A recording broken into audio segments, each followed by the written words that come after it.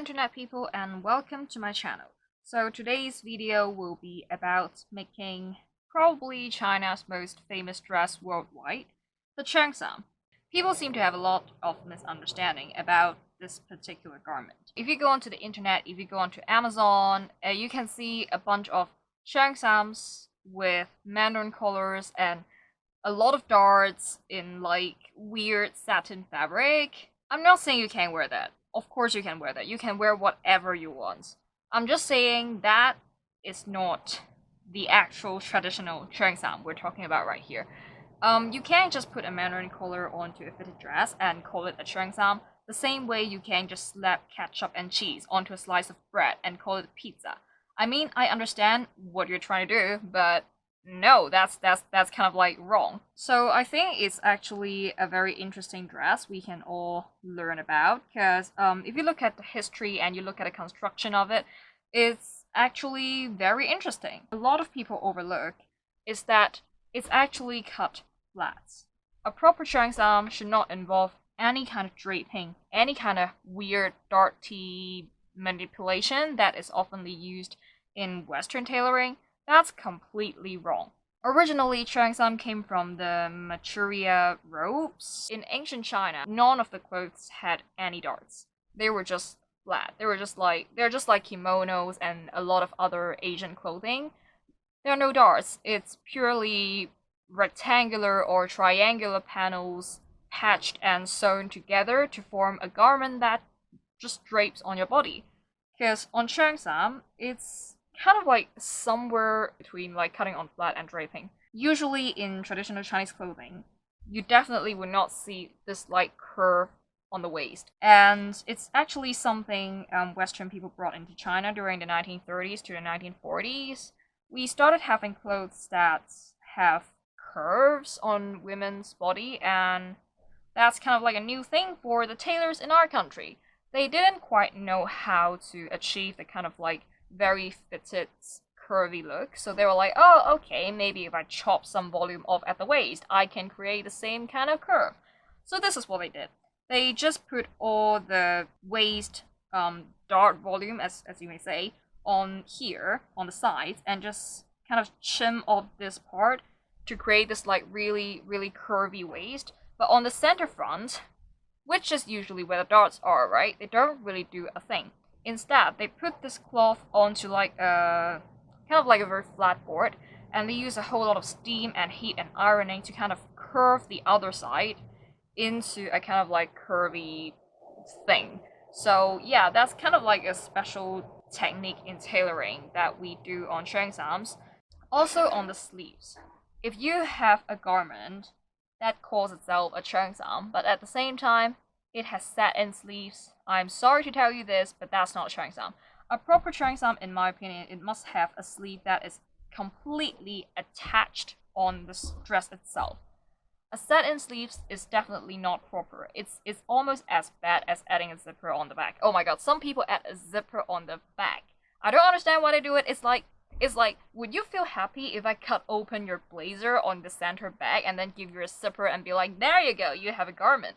Like, would you be happy about that? No, obviously no. So please don't do the same on a Cheongsam, because that's just not proper. That's not right. That's just wrong. What I'm going to do tomorrow is that I will actually make a Cheongsam, and my roommate says she's gonna make one along with me, but we don't know what's gonna happen. So let's see what's gonna happen.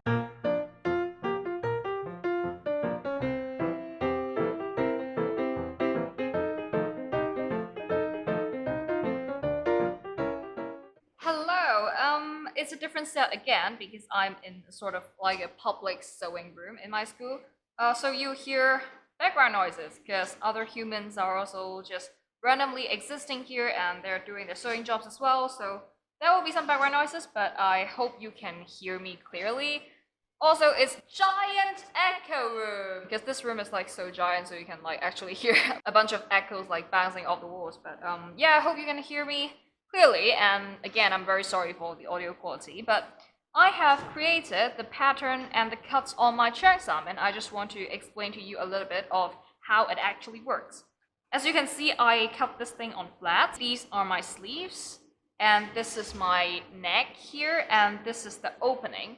A lot of people think that this is a decorative detail on Cheongsam, but it's actually not. It's actually a proper opening. So that's why I kind of get a little bit uncomfortable when I see people putting zippers on the center back of a Cheongsam. I mean, like, what are you doing? Like, that's just that's not okay. You are killing the entire structure.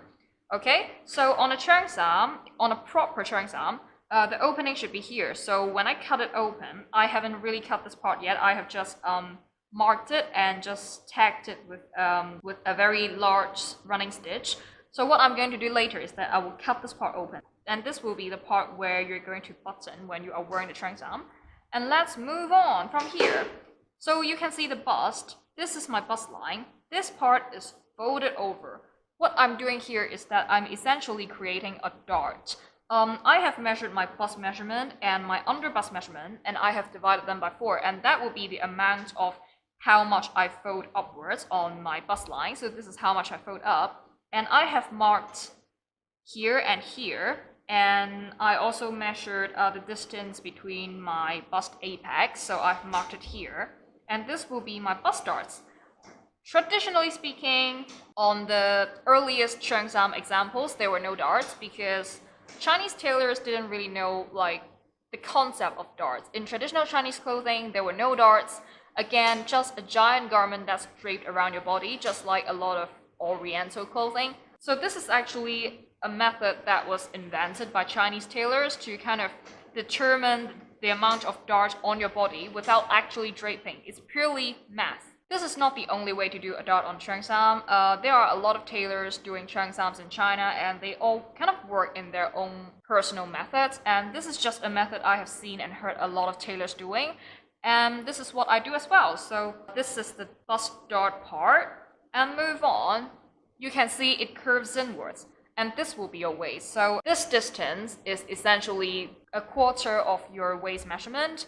And then it moves on to the hips. So this is your hip measurement as well. This is a quarter of your hip measurement. And then we move onward to the bottom. And I have actually cut in the bottom a tiny bit because I think it's a really beautiful look to have your hip very fitted, and then on the bottom it curves inwards to create this beautiful like vase-like shape on a human body. So this is how you cut a Cheongsam properly. Now I'm just going to cut open the front and sew the darts, and I will see you on the side construction.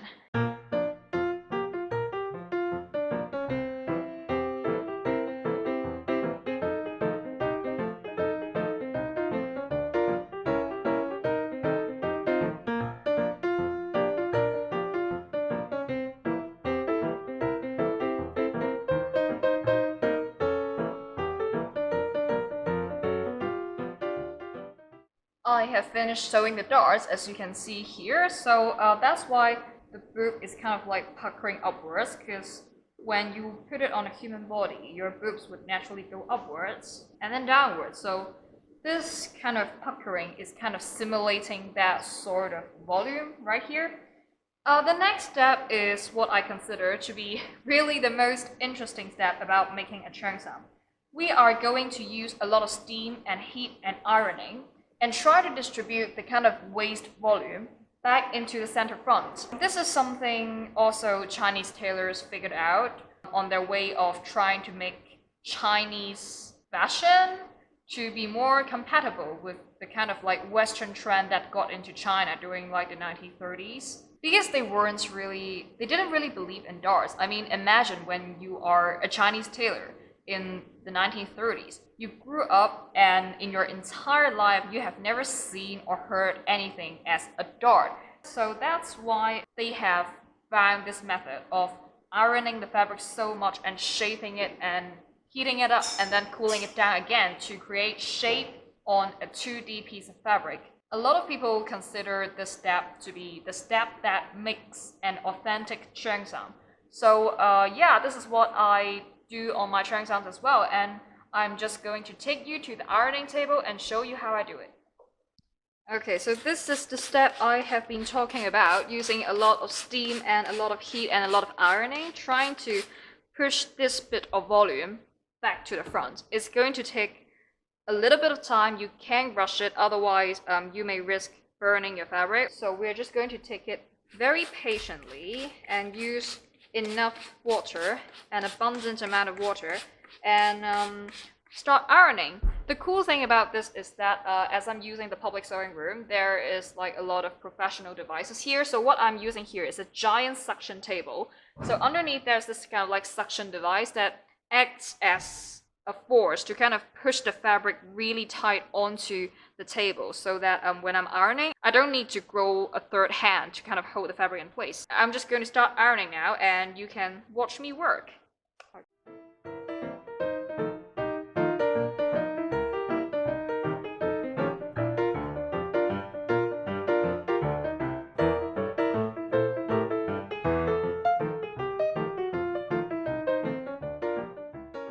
I have just done the ironing shaping process, and I just want to show you the results.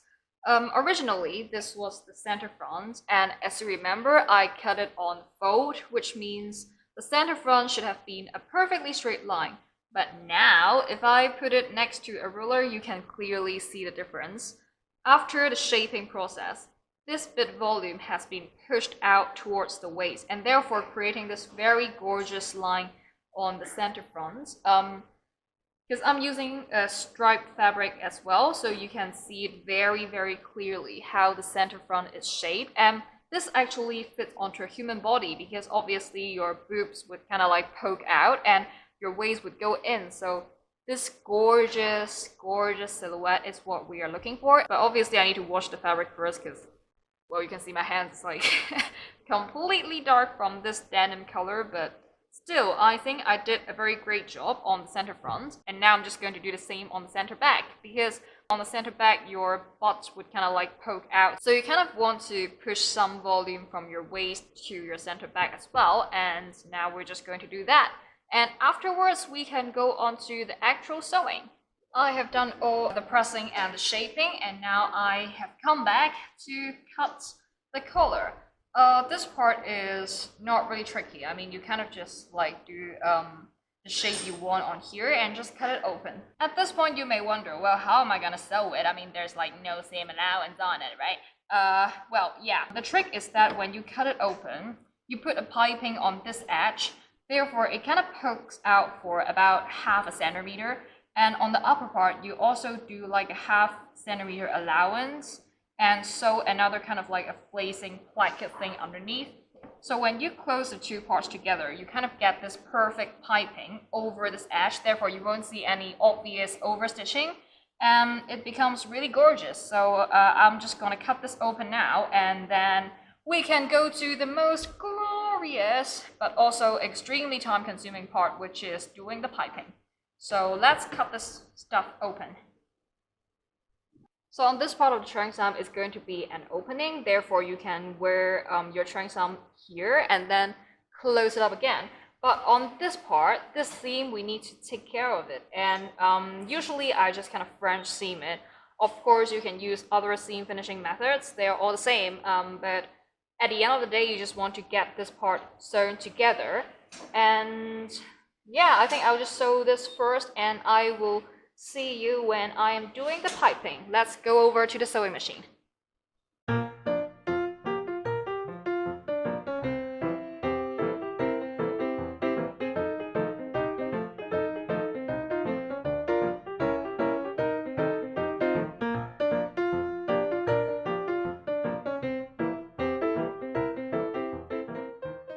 So after French seaming the side seam and also on the underarm area here, yeah, we have done the major part of sewing and the shaping of the cheongsam. What I'm going to do now is that I will put a tiny little placket under the opening, because when you're wearing it, obviously you don't want your skin to be showing, right? This is kind of insecure because if it's stretched out a little bit, then there will be nothing underneath to kind of conceal your skin.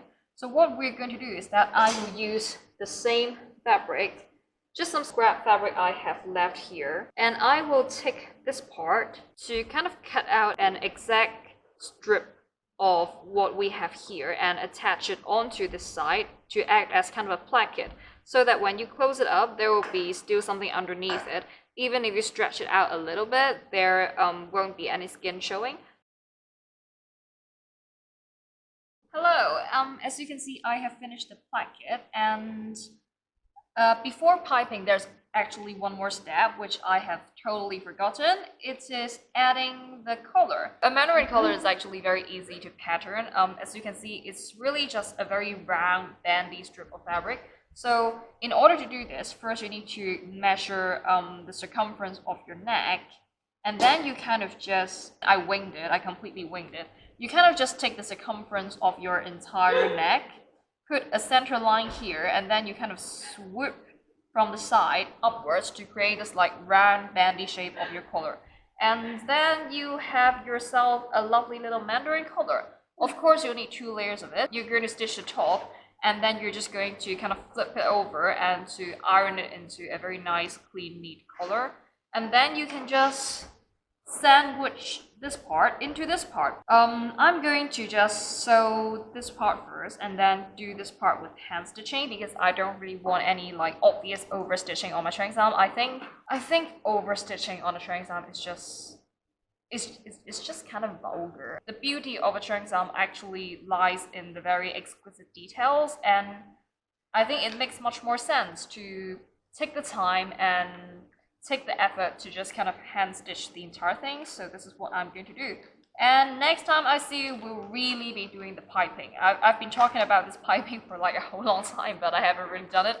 So yeah, I think I'll see you when I do the edges.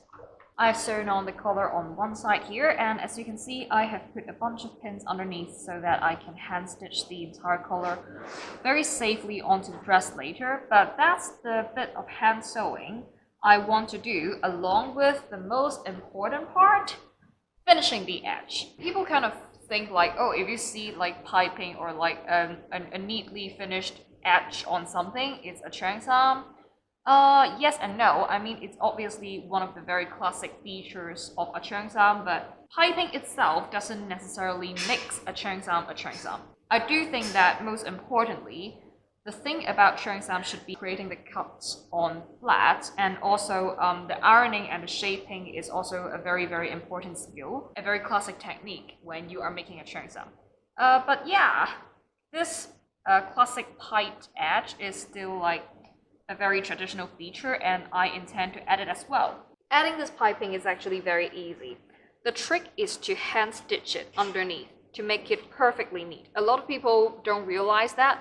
They just kind of make the piping, make the bias tape, put it on here, and then fold, and then stitch again. Just run it over with a sewing machine, which is not... I just don't think that's pretty. I mean, if you're going to make something, you might as well, you know, take the time and effort to really make it perfect and to make the stitches invisible. This is kind of like the hallmark of good quality of a lot of hand sewing in a lot of garments, frankly, not just Cheongsam. It's also in suits and dresses and gowns. More hand stitching means it's more labor intensive, and usually it leads to a higher quality of the clothing. So I think I will just show you how I do the edge, and yeah, after we do all the edge, we will be done. But finishing the edges is a very long process because there are at least about 1.5 to 2 meters of this piping we need to finish. So I'll just show you how to do it, and I think I'll just finish the entire garment off the camera, and I think I will see you again when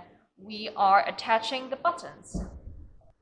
As you can see here, I have attached the piping onto the dress, and what I'm going to do now is that I will determine the width of my piping. What I have left of this bias strip is approximately 2.5.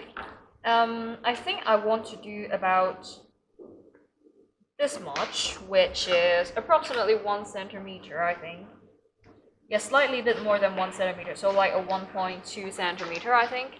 I will just kind of use a ruler and kind of write or mark a 1.2 centimeter line all across here, and then I will fold it again and then iron it and hand stitch it on the back.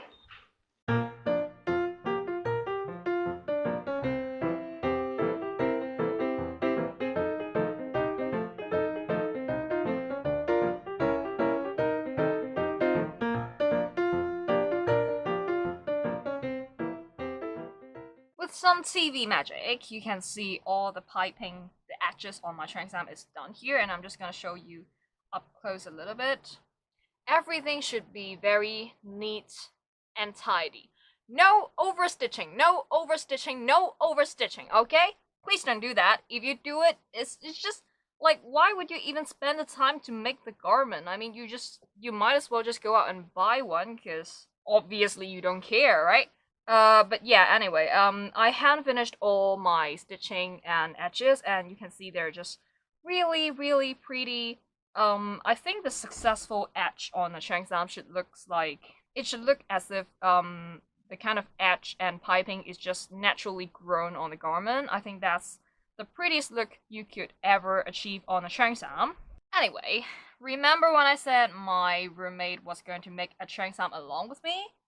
She actually did, which is unexpected because, well, I mean, she said she was gonna make one with me, but like, she's the kind of person you can't really trust. So this is kind of unexpected, but this is her work, and I want to explain a little bit in front of the camera. As you can see on my Cheongsam, I did the stripes on like a vertical way, and she did it on a horizontal way, mainly because she doesn't have enough fabric. But anyway, here's her work, and we did things quite differently actually. Mine was relatively tight on my body. Hers is a bit more loose fitted and a bit more relaxed, and it looks more. I think the word I'm looking for is yang, I suppose. But yeah, this is her dress, and okay. Not to shame anybody. She's laughing in the background. Not to shame anybody, but remember when I said no overstitching? This is what you get if you overstitch, okay? Look at the edge right here. I mean, just look at it. Just look at it. Like, dude, like, seriously, what are you doing?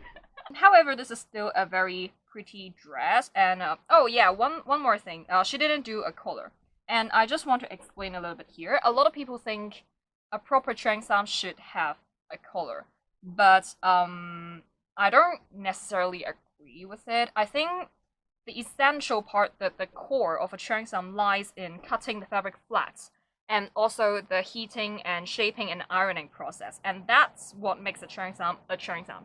Not necessarily the color or the edges, the piping, or I don't know, just a lot of things are actually unnecessary in terms of what makes a proper Cheongsam. So this is just something I want to explain. Anyway. Now we're just both going to finish the buttons on our Cheongsams, and I think we can finish it in like an hour or something, and then we can do a grand reveal.